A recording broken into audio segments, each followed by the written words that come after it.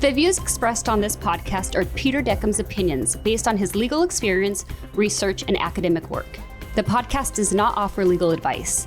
For any legal matters, always consult an independent attorney who can assess your specific situation. And now, on with the show. My intrepid producer is about to grill me. Grill away. Go. Miss Fleming is going to attack more. I just have one question. It's around enforcement. So what's the difference between like the Wild Wild West and civil society? Smaller guns. What about rules, laws, Smaller guns, regulations? It's the reality is Wild Wild West with nuclear weapons and F-35s is a little scary, and that's where we are. I mean, to think that the man who goes to sleep standing up now actually has the trigger, the button, the briefcase. He can nuke anybody, and by the time someone says, "Oh, I wish you hadn't done that," it's too late, the world's over. This man has the capacity to do that. This man is pardoning criminals. This man is absolutely empowering oath keepers, proud boys, et cetera, who are now militia, having been pardoned or granted clemency, are now telling Trump, "We're your soldiers." And you also have the government saying, "Here's ICE, they're your soldiers." And we're having the Secretary of Machismo, Hegseth, saying, "Have some more soldiers." And they're all fighting not for the Constitution. If you look at the ICE agents, they swear to follow the commander-in-chief.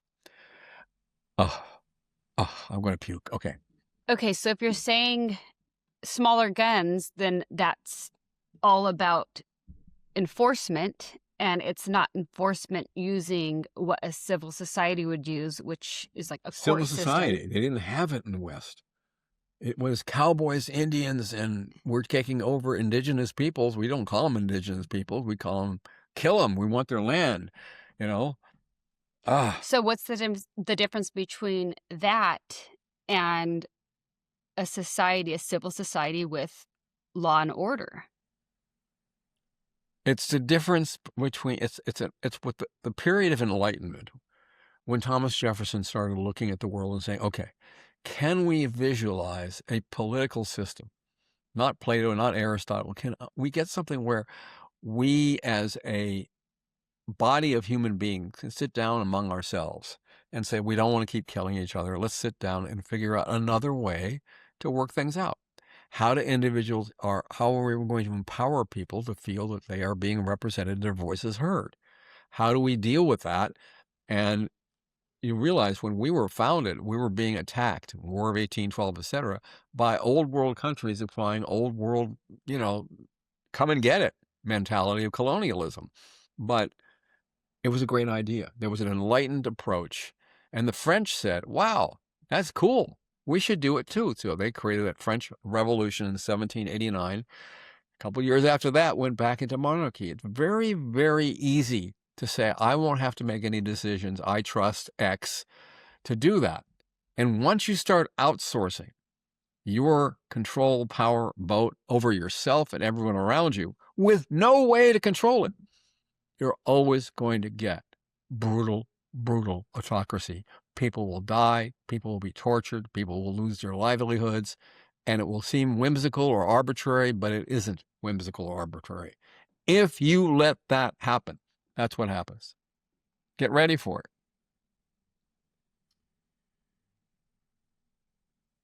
So with everything that's happening right now, I mean, we have nations, we have the UN, we have rules and regulations, but if they aren't being followed, if that whole system's breaking down,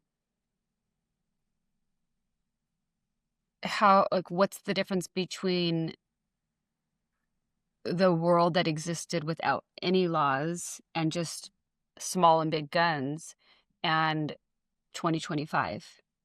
The answer is very simple.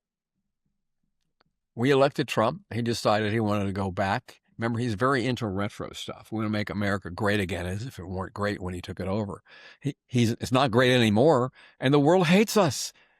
Try traveling to a lot of countries. Good luck with that. We have people paying money to get visas to come here, and other people are not even allowed because their skin's too dark. At the end of all of this stuff, we elected the guy. We created a political system that allowed this to happen. We allowed gerrymanders. Should be banned. There should never be a situation where you intentionally redistrict to exclude bona fide voices from speaking. But we did. So you mentioned, like, on an international level, like international law, there are laws, We break them. but there's no enforcement. Correct. We, by the way, sanction people from Russia, Iran. They can't travel. If they travel, we want them to be arrested. The International Criminal Court sanctioned people. Netanyahu is sanctioned. The head of Hamas is sanctioned. Vladimir Putin is sanctioned. They travel just fine because it requires someone in another country when they travel to arrest them. Donald Trump should probably be assessed in the criminal courts of the world for what he's just done in Venezuela and what he's threatening to do in Greenland. This is not legal, but that doesn't mean it's enforceable. So would you say that on an international level, when someone breaks international laws, does that mean that the rest of the world relies on trust between countries and global community to... More than that. We got rich. We became the most powerful economic player on the planet because of our alliances and global trade. And the fact that we prioritized education, we prioritized research, we built good stuff, we built the greatest electrical power generation in humanity, and now we need it again because of AI. We earned it. And then what happened? Remember that guns and butter stuff that I was talking about in earlier podcasts? We decided we wanted to fight wars that we weren't going to get anything from and cut taxes. And that caused the deficit to soar. And what's happened, these tariffs, these deficits, all this international stuff, invading countries, taking over stuff that you shouldn't take over, you get punished in the total world. The dollar has dropped in value almost 10% since Trump took over. We could easily lose our status as a reserve currency. We do that, and every American's standard of living, quality of life is going to drop like a stone tossed off of the Rock of Gibraltar. You can't do this without consequences. The problem is that if you're in the Trump world and you're mega rich, you're worth a few bill here, a few bill there, or even you're a mere centimillionaire, you have the money to live in a world where this kind of conflict, you can buy your way out of it. But most Americans just suffer, and we become absolute victims of this kind of activity. You will live a worse life. You will pay more money to even cling to the lifestyle you've got, but most likely you're going to actually lose it. And that would be because of a breakdown of the system. Well, that's because the international world has nothing in it for them to cooperate with us, because we've already screwed them over. Why should they treat Americans and American trade and American economic institutions well when we don't treat them well? When we could go in at any moment and conquer another country because we want their minerals, we want their oil, we want their money, we want something, we're just going to take it. That's Stephen Miller. I mean, Stephen Miller probably needs some serious therapy if he thinks that's the way the world should run. Might makes right. That, by the way, was Nazis. That was Hitler's cry. So world order and enforcement depends on relationships. Yes. And we are losing ours. And we will be punished for it. We are already being punished, but we will be punished for it in a much bigger way. You lose 10% of the value of your currency in basically a little over a year? Huh? What's wrong with this picture? Can we take this discussion to more of a micro level, which is instead of international law and enforcement on a global level, just here, whether it's in a county, a state, or just in our country in general? We're getting back to that conversation of rule by law or of law. That's where the judicial system is supposed to be a guardrail. And our judicial system works at the trial court and intermediate appellate level in the federal world. On the Supreme Court, it's a complete total breakdown. We're supporting a dictator, and we're using constructs to interpret the Constitution that make it useless. This idea of originalism, you can only interpret the Constitution using the history that existed at the time that provision was enacted. That's bullshit. That kills the Constitution instantly. Sorry, Scalia, you're dead. I'm not supposed to speak ill of the dead. I'll make an exception for you. You're a butthole. And when I looked at Amy Coney Barrett, and she's a kind woman. She's adopted a lot of kids. Maybe it should be kindness. She applies originalism. She killed the Constitution.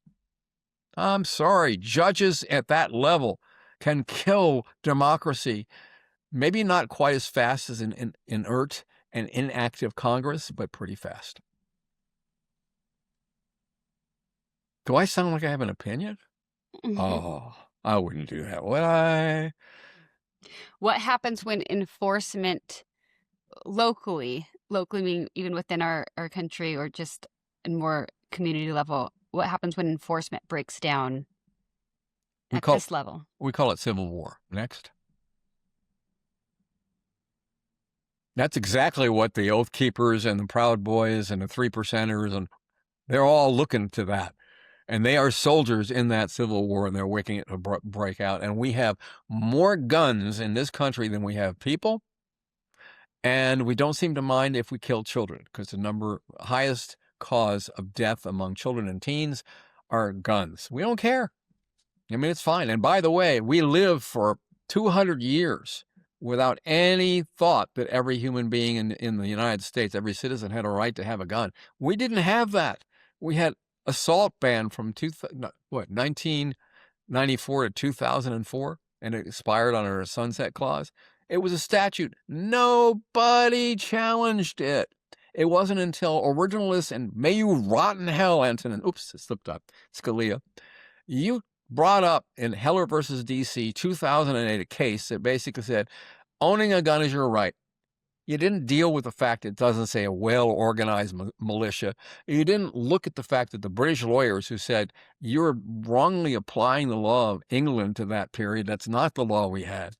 He opened Pandora's box, and Pandora may have had a bunch of nasty things in there, but the AR-15s and all the lovely people who've died, all the children, we're looking at the trial about the Uvalde failure. We're looking at us saying, well, the only way to stop a bad guy with a gun is a good guy with a gun. So what happens if a good guy becomes a bad guy? Okay, moving right along. You have another question?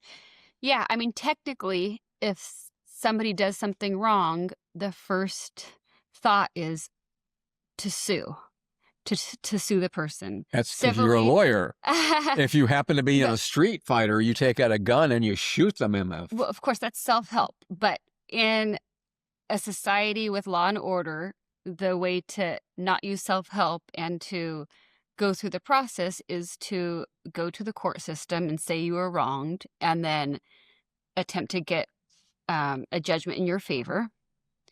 You see I'm smiling here? You just described a system that is completely broken down and failed. Because if you want to sue, you have to hire a lawyer, and you don't automatically get legal fees if you win. That's the British system. So you sue, and you have to spend money that I'm an ordinary human being. I can't afford that. So that's why anybody watch television anymore?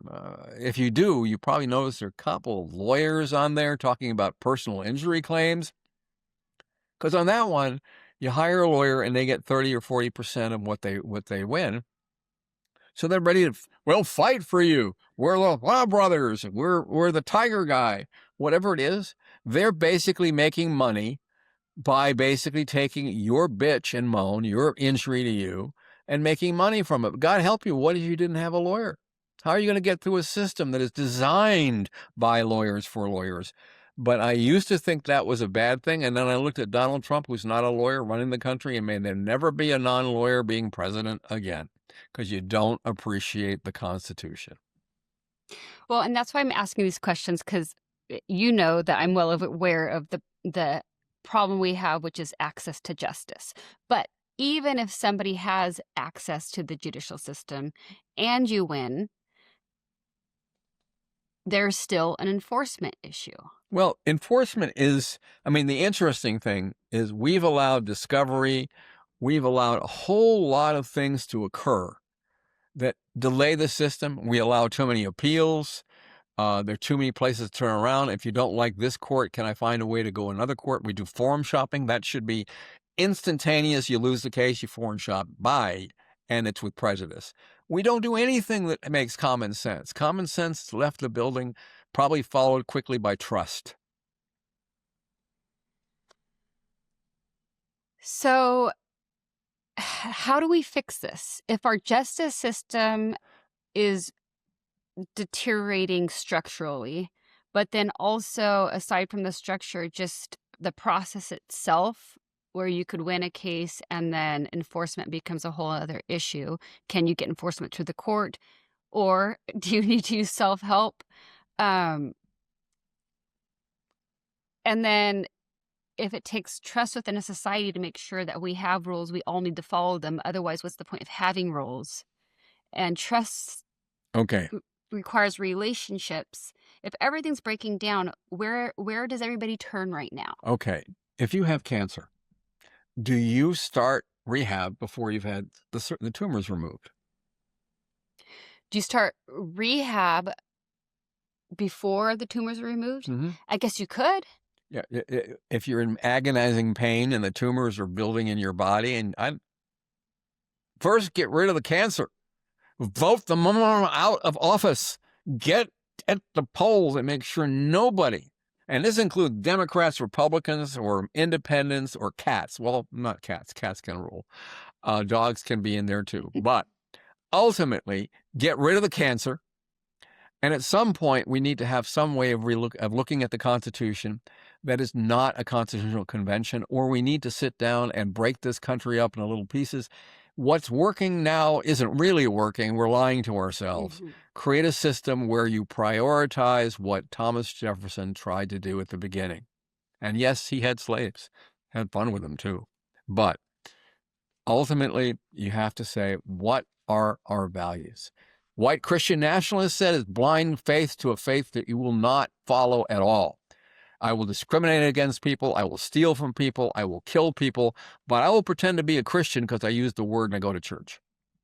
No, it's the values that count. Get back to the values. Figure out the golden rule. How do I want to be treated? How will I treat other people? That's where you start. And that little kernel of value is how you build a society that might work. So just to follow up on that, during your episode, you said you talked about the why, and then the how and the who. So a lot of times, like, why, we know why we need to fix systems. We know why we don't want bad actors and why we want to But that's not enhance true. the quality of our society. There's But 30% of America that wants a very bad actor. And that bad actor hasn't betrayed them. Epstein is the whole idea, is a pedophile. And pedophilia, remember the Pizzagate, all that wonderful stuff? The deep state? The deep state was Donald Trump and Epstein. And they're pissed, and they should be pissed. He betrayed them. He betrayed them as saying, I'm going to cut costs, and instituted tariffs that did the opposite. So at some point, I hate to say this to all the people who want extremists who will promulgate their point of view. What you really want is somebody who's sensitive to everybody's point of view and can find balance. We're going to have to find compromise again. We're going to have to respect each other again, and we don't today. It starts with trust. It starts with uniform values, treasuring human life and each other, even if we don't agree with people. I mean, if you think MAGA people should be herded off and killed, you're just as much a part of the problem as people who are in MAGA who have that about, the nasty, radical leftists. Radical leftists eat Wheaties too. We're just like you. I'm not radical. why should people want that path to unfold? It's the golden rule. If you don't want it for others, you sure as hell don't deserve it for yourself. So do it out of selfish self-interest. I want a system where I will be treated fairly, and I'm willing to trade off treating other people fairly for that gift. Can you make the case for the alternative? Sure, it's efficient, short-term, and anybody who disagrees with it won't be there to object. We'll get things done. It just might not be the things you want to have done, and you may be the sacrificial lamb to allow that bastard to do whatever he or she wants. Sorry, you can't have it both ways. If you want to be treated fairly and you don't treat others fairly, you aren't going to get treated fairly either. That's it. Are we done? We're done! Oh, bye. Bye, everybody. Bye-bye. If you would like to give feedback, suggestions for new topics, or have a question that might be selected for a future podcast, please email us at dekompodcast@gmail.com. Thank you for listening. Until next time.